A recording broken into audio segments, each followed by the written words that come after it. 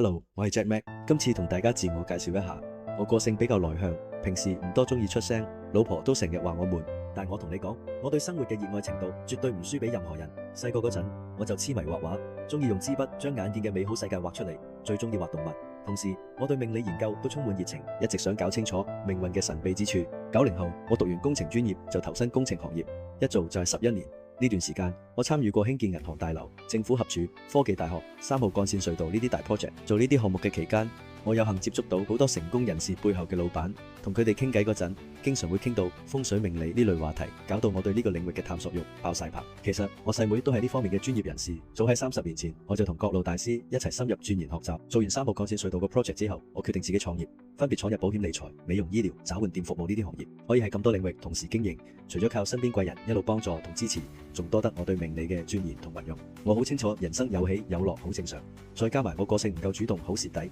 所以我好希望借助命理學幫自己嘅生活順順利利。我覺得唔理係流傳咗幾千年嘅八字紫微風水五行，定係西方嘅 numerology 星座，本質都係研究8大行星對地球磁場嘅影響。但係而家生活質素比以前優勝好多，我一直覺得應該將呢啲古代高人嘅知識靈活運用喺現代生活上面，優化人生。話你知，中學會考嗰陣 A-Maths 嗰科都拎咗 A， 唔知算唔算有關係呢？其實我想講，我對數字非常敏感，睇到身份證號碼、車牌、門牌、家居電話號碼等，都會用玄學角度去研究下。直到1980幾年大哥大電話出現，當時唔係每個人都買得起，所以我特別研究呢啲大哥大，發現佢哋嘅電話號碼跟本命數字互相符合，我就知道一定係磁場影響。電話係貼身影響磁場最大嘅物件，改變磁場有可能幫助運勢。對我嚟講，學習命理係一種修行。我嘅夢想就係幫更多嘅朋友了解自己嘅個性同運勢，揾到屬於自己嘅嗰條光明大道。仲希望身邊嘅每個人生活都越嚟越好，開心幸福。依家我都變得唔再被動，我真係期待同大家喺九運呢個年代一齊成長，一齊變得更加優秀。